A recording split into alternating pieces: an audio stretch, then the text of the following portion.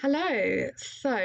Um, what I thought I would speak to you all about today is my pregnancy journey.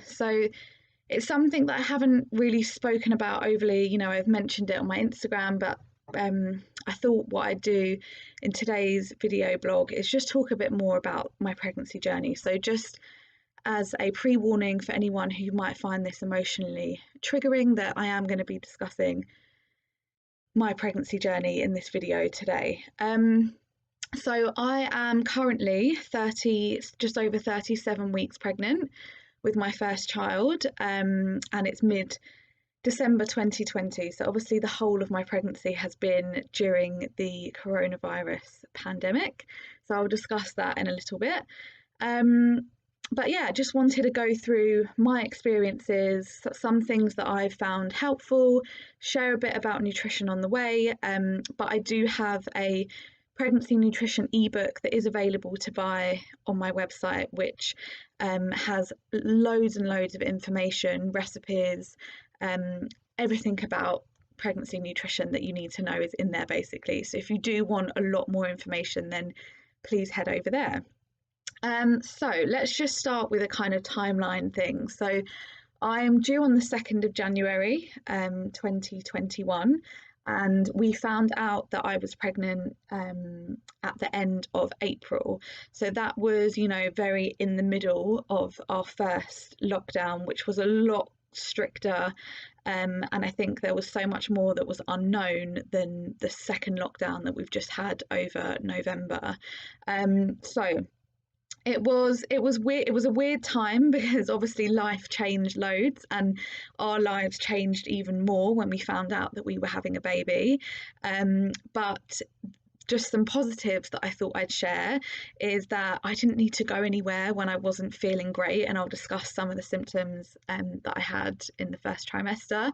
Um, and yeah, it meant that I didn't need to kind of hide anything away for the time that we weren't going to tell people yet.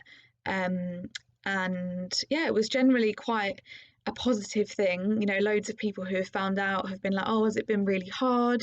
And generally, it hasn't. It's obviously been different to how it would have been. I haven't seen some members of my family at all, really. I've seen my immediate family less than I would have. Um, and also, haven't seen my friends anywhere near as much as I would have been able to um, if the pandemic wasn't here, but it is, and I think I've just learned to kind of make the best of it. Send picture updates of the bump and everything to friends and family that you can't see as much, but it has generally meant that the way that my business has adapted, has gone more online, will benefit me after I've had the baby more as well. So um, I've just been trying to, highlight the positives out of it, and just, I don't know any different because this is my first baby. So I think that's probably a good thing anyway. So just to go through some of my symptoms. So when you find out that you're pregnant, you are technically 4 weeks pregnant, because the way that the healthcare system works here is that they date it from the first day of your last period.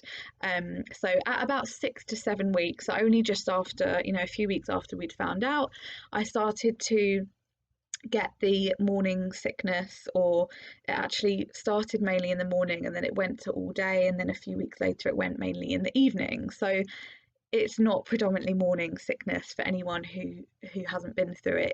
It's all day, and it can be a lot stronger for some people. I actually was only physically sick maybe 2 or 3 times, and it was when I was brushing my teeth in the morning, so it wasn't actually anything that was coming up.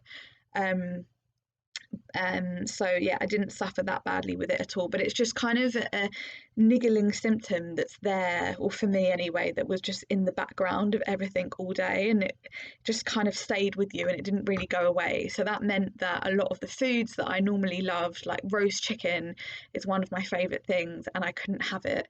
I definitely could not prepare food for quite a long time, so making dinner was quite interesting. We just had to have kind of other arrangements for that time, because I just could not look at, especially, raw meat raw chicken, anything like that just would really put me off.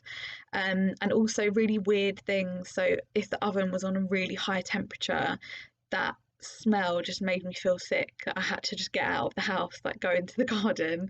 And this aloe vera soap that we had, I couldn't have it, and I still can't have it now because the smell just takes me back to that time when I was feeling really sick. So everyone experiences their weird things, but in terms of how I tried to manage that was I tried to have something to eat like as soon as I woke up rather than waiting a bit to have breakfast, which is what I would have normally done before.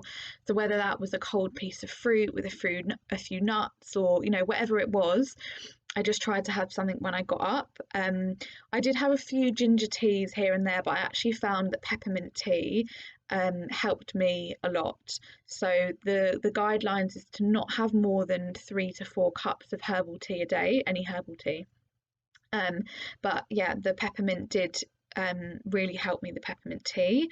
And in terms of food, so I was obviously trying to eat as nutritiously as possible, being a nutritionist and knowing all about pregnancy nutrition. And this is what I've said to a lot of my clients that are pregnant, and when I've held my pregnancy chats, is that you just have to make the best of it, and get the nutrients in where you can. So I actually, I wouldn't say I haven't had any overt cravings, but I really um, was wanting cheese, even actually before I think we found out I was pregnant and towards the beginning. So cottage cheese, cheddar cheese, um, and Marmite I went through quite a love of. So whether that was Marmite on some wholemeal toast with cheese, that was one of the things that I actually ate quite a lot during my first trimester. So yeah, and also sometimes it might not have been true, but sometimes pregnancy cravings can reflect what your body is needing. So I have always said that maybe my body was needing more calcium, even though there are loads of other sources of calcium, such as green leafy vegetables, sesame seeds especially. My body just seemed to want cheese, so that's what I was having. And there was a week where I was really into coleslaw, and then I went off of it, so yeah, it's really weird. So we had a 12. I didn't have any. You normally have a booking appointment where you would do blood tests, I think about 9 or 10 weeks with a midwife. But my all of my appointments before that were on the phone, which was not standard, but was standard for me at that time. And I was actually really nervous then before my 12-week scan and appointment, because I'd never been to the maternity part of the hospital before. I didn't really know what was going to happen. I have, which I've now got over since being pregnant, because obviously injections and blood tests, but I just from a past bad experience have not really a phobia, but just been a bit more, yeah, scared of anything that involves a needle, so a blood test. And I knew that I was having a blood test, so I was just really nervous the night before my 12-week scan and my appointment, because I knew that I was going to have the blood test. I wasn't really sure. It was more like I wasn't sure what to expect, and it was kind of the unknown. And also, you don't know if anything is okay. Like if the lockdown wasn't on, I think we would have probably had a private scan just to, make sure there was a heartbeat there, maybe at like 6 to 8 weeks. But we decided that it probably wasn't the most sensible thing to do. We didn't need it. There wasn't any reason why I was overly concerned. So I thought, I'm just going to wait until the 12-week scan. But I think that it was a lot that was building and riding on that for everything to be okay. And then knowing that we were going to tell all of our friends, and like extended family, it was just like a lot to deal with. So I think that's why I was really nervous. But everything was fine. My husband wasn't able to come in to the scan or any of the buildings, which was a shame, but they do let you, they record like a short clip of the scan, and then once the scan's done, they let me take a video of that on my phone, which was really nice. And then obviously we had to share the news over FaceTime with everyone because we weren't really seeing anyone. So that was that. I started to feel my body physically change in terms of, okay, I've got a bump, I'm feeling different at about 17 weeks. I was still exercising quite regularly up to this point. I was following a lot of the bumps and burpees. live workouts, and the intensity of the workouts did decline compared to pre-pregnancy, but I was still feeling really good, feeling really active. And yeah, the whole of my second trimester was quite good. The food aversions and the sickness seemed to clear at about 16 to 17 weeks as well. And I kind of just went back to eating the things that I would have pre-pregnancy, which was really good. Obviously, making sure that the things that I was eating were safe, in terms of eggs and sushi and just things like that, which there's more info in the book about. But yeah, generally felt really good. And then at about 27 weeks, I started to experience things called auras. And for those of you who don't know, these are like a bunch of symptoms that can occur that normally happens before you get a migraine. I'd only had one of these in my life before I was pregnant, but the way that I experienced them was like flashing lights almost in my vision. It was a bit blurred and it would last. And if I was looking at my computer screen, everything would kind of go a bit out of line and I just couldn't really see. So I only actually had them about 4 to 5 times from about 27 weeks to maybe 30 weeks. Spoke to the GP about it, had some tests for preeclampsia, which were all fine. So it was just one of those things that the hormones were just, that's the way that I was experiencing some of the hormonal changes. Me and my husband both did hypnobirthing course with a company and lady called, or her company's called Mama Serene. Her name's Danny. We did all of that online, which was really great.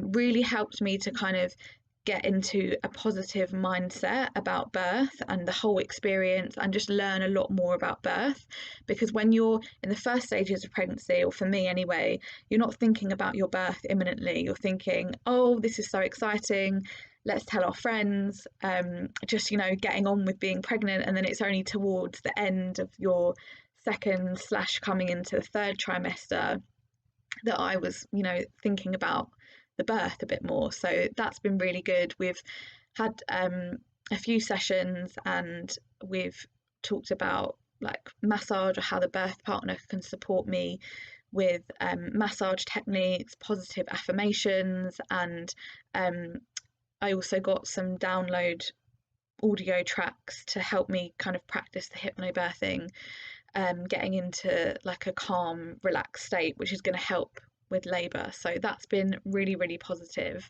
I got a birthing ball from about 30 weeks pregnant, which was really, really helpful, because even sitting on the chairs, or our sofa is actually quite low, so it meant that I was kind of a bit slunched, and that's not really the optimal position that you want to sit in for comfort, but also for getting baby into the right position as well for birth.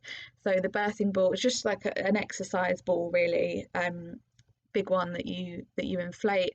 And I don't spend all day on that at all. I spend like, I don't know, maybe an hour a day in the evening usually, but it's a really good position to be in, and I feel that it really opens my chest, which I feel is quite comfortable for me. I did then start to get pelvic girdle pain at about 32 weeks. Wasn't sure what it was, but when I had one of my appointments or went to the hospital, they just listened to what I was experiencing and said that it was pelvic girdle pain, which is quite common. About 20% of pregnant women experience it, and the only thing that will generally make it go away is when the baby is born. So it's just about finding ways to manage it. So for me, I actually stopped doing more kind of structured workouts where there were things like lunges and squats, and I just did walking. So I take the dog for a walk every day, and just to try to make those walks a bit longer. And I also have started doing pregnancy yoga with Kat from Love You Yoga. That's her Instagram. So if anyone is kind of Essex area, then that's quite local, and she does a lot of classes, and they've been really, really helpful. And that has been really helpful to actually stop the pelvic girdle pain. Also things like sleeping with a pillow in between my knees, rolling over in bed with my knees together, sitting down to get dressed and get undressed and put socks on and shoes and things like that. So that's been really, really helpful. Um, and what else have I found helpful? So as well as all those other things, we had antenatal classes online again with Louise Brownman from the Bump Academy, which was really helpful. I kind of was a bit nervous and thinking I don't know what to do with that or that, sleeping, feeding, and it just kind of made us feel a lot more confident and a bit, or made me feel a bit calmer about everything. And I'm very aware that as much as you can learn and read, it is just a learn on the job process once the baby is here, because every baby is so different. But I do definitely feel a lot more prepared. Um, I have found this book, which I've got here, the Positive Birth book by Millie Hill. I have found that really, really helpful. It's so good, all about birth, all the different choices, helps you when it comes to writing your birth plan as well, or your birth wishes if you're going to do so. So that's been really, really helpful. In terms of nutrition, I have found, especially as the bump grows, that if I eat too much, especially in the evening, like a bigger meal, that's when I tend to feel very, very uncomfortable. Obviously, as the baby grows, it pushes everything out the way, and one of those things is also the stomach as well. So that's why it is recommended to consume more frequent but smaller meals when you are pregnant. And keeping hydrated has been so helpful. So carrying my bottle and drinking from this most of the time has been really, really helpful, because when we are pregnant, we do actually need a bit more fluid. If you think about it, you know, we've got more blood, we've got a whole another organ, which is the placenta, which is keeping the baby alive and sustaining the baby. So yeah, making sure that I'm been more hydrated, and on days that if I haven't drunk enough, then I can really feel it. So been trying to keep up with that. This bottle I actually bought thinking about labour, so it's got a little straw, so you don't need to tilt it, and the straw is protected, because a lot of the bottles the straw is just open. So I thought, if I'm going to be in the hospital, wherever I am, in terms of like germs, it's safer if it's covered, but also for labour, not having to put your head back to drink from a bottle, I thought was really important. So I got that. In terms of nutrition, as I've got into the third trimester, I've just been much more aware of trying to make sure that I've been on top of my iron intakes, because in the third trimester, baby will take lots of our iron stores, so they can survive or have enough for up to about 6 months when they start weaning. So ensuring that your intake of iron is optimal is really important. So I've been ensuring that I've been eating my red meat, if those of you who eat it, chicken, lentils, chia seeds, and just various other sources of iron. And actually I have also, obviously I've been taking my pregnancy